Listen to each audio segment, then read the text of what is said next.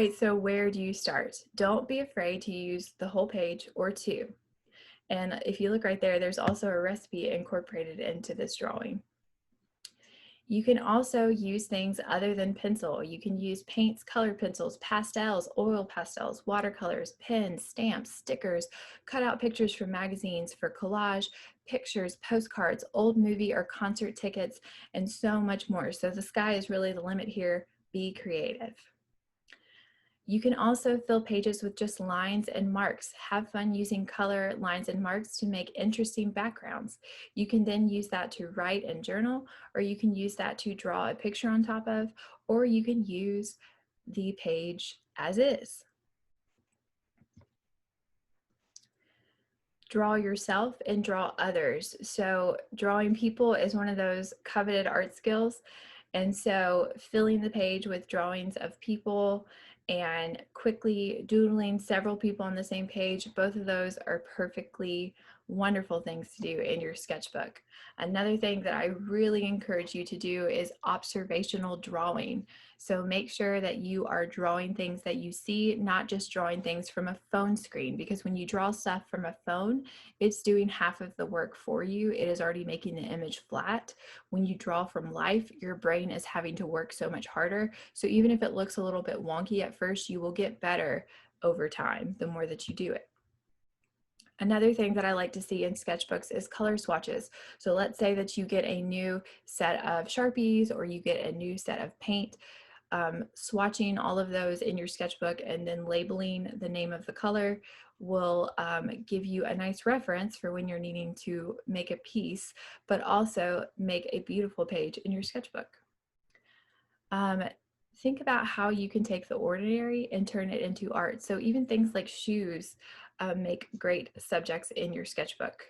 I love personally collage. So don't be afraid to stick and glue things into your sketchbook. When you see my sketchbook, you'll see that I do a lot of that.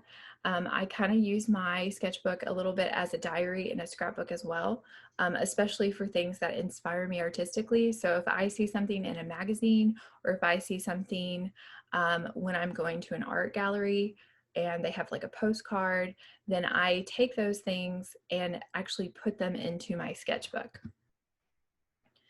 All right, another thing is your compulsions and obsessions. So let's say that you have a doodle that you just love to do, or you have a favorite color, you have a favorite shape, whatever you find yourself drawing when you are kind of like spacing out, those are going to make great sketchbook pages. So obviously the student loved the color yellow and drawing squares, and then they made this beautiful composition and they even included some journaling. So that is a wonderful way to incorporate that into your sketchbook.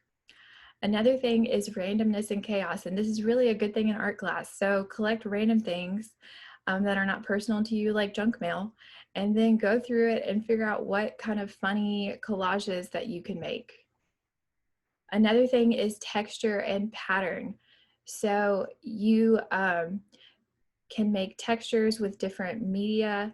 You can also find things like leaves, different objects that are textured and put them into your sketchbook, or try to draw those things, and that will allow you to kind of stay engaged in the sketchbook even when you're feeling a little bit of an art block. Solitude and sanctuary. Give yourself time to build ownership of your work. Find and nurture your creative self and build your confidence to make your voice heard. So you have important things to say. Every single person does. And so no matter what other people say about your drawings or your artwork or your thoughts, your sketchbook is a place to record those things and feel legitimate about yourself. All right. Another thing is include letters, words, and text. That is just a part of our human experience. So if you want to collage letters and words, or if you want to write those in your sketchbook, think about creative ways that you can do lettering, and that is a perfectly legitimate way to express yourself. Another thing that I love seeing, even though a lot of students don't take me up on this, is cutting out windows in your sketchbook. So take an X-Acto knife, and put a mat underneath the page and then cut out the page so it is like a window to the next page. Another thing that you might find inspiring is your dreams. So if you have scary, funny, sad, or crazy dreams, turn that into artwork, sketches, and journaling. All right, let's talk about the things that I do not want to see in your sketchbook. I do not want to see squandered pages of tiny little scribbles and shapes in the middle of the page. That is not a sketch that you need to turn into me. That's a waste of paper. I do not want to see that you rush to complete your sketches on the day that your journal is due, especially for online students. And I've been teaching art for a long time, so I know the difference between a 10-minute sketch and a 30-second sketch. It's very obvious. Don't feel like you're fooling anybody with that. I also don't want to see that you draw the same thing every week, which is why I give you prompts, so make sure that you are following those prompts. I don't want to see that you're copying each other's work. So you can be inspired by a friend, but don't draw the same thing. So if I have 2 or 3 students all turn in the exact same sketches that look exactly the same, then I'm going to know that you did not do your work yourself. You looked at one of y'all was the person who did the work and the other 2 just copied it or whatever. Also, don't want to see that it's only a journal. Make sure that you're including drawings and art as well. All right, let's talk about a couple things that upset people a little bit, but it's important to know. All right, I do not want to see that you are just drawing other companies' logos. I am kind of sick of seeing Nike and Gatorade on everything all the time. You did not design that logo, another artist did. So you can think, okay, I really like the company Nike, and you can design your own logo for them, but you just drawing the Nike swoosh over and over is not developing as an artist.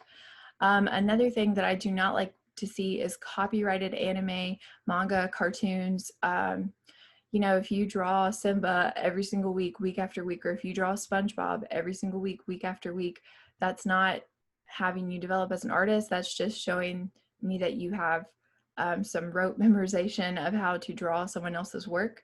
So redesigning characters would be legitimate. Or let's say that you love the style that that SpongeBob characters are drawn in, and you want to draw your own character in that style. That kind of thing is okay. If you maybe, on your own draw a favorite character, that's fine. But for my assignments, I don't want to see that you're drawing someone else's copyrighted work over and over. I said this earlier, but I definitely don't want to see plagiarized work. So if I see something that looks like I've seen it before, I can reverse image search it. And, especially when you're moving on to the upper art classes, you just don't want to copy someone else's work because then you can't sell it and you can't use it for your portfolio. All right, I also don't like tacky tattoo art. So think about like hearts with daggers, angel wings, things like that. So like the drawing on the left, don't really like that, but the drawing on the right is a really good version of art. So it can be a tattoo, just not the little tacky stuff. You know what I mean? All right, try to stay away from teenage angst. It's not original. And so if you use like cutesy cliche sayings like, if you love something, set it free. If it doesn't come back, it was never meant to be. Like, that's not original, that's cliche. And seeing like, oh my gosh, my life is horrible, I'm trash week after week is not really showing me that you're growing in your mindset as an artist. So try to stay away from those things. I do like to see quotes that inspire you. I like the occasional song lyric, scripture, or an ideology that makes you who you are. I do think that that is good. So if it is like really meaningful to you and not just something cliche, that is okay. Writing your own original poetry, stories, venting, and personal reflections are great, especially if you're using them to inspire some kind of art, drawing, or image. So just kind of the overarching theme here is like, don't be cliche and copy other people's stuff. Try to be original and creative.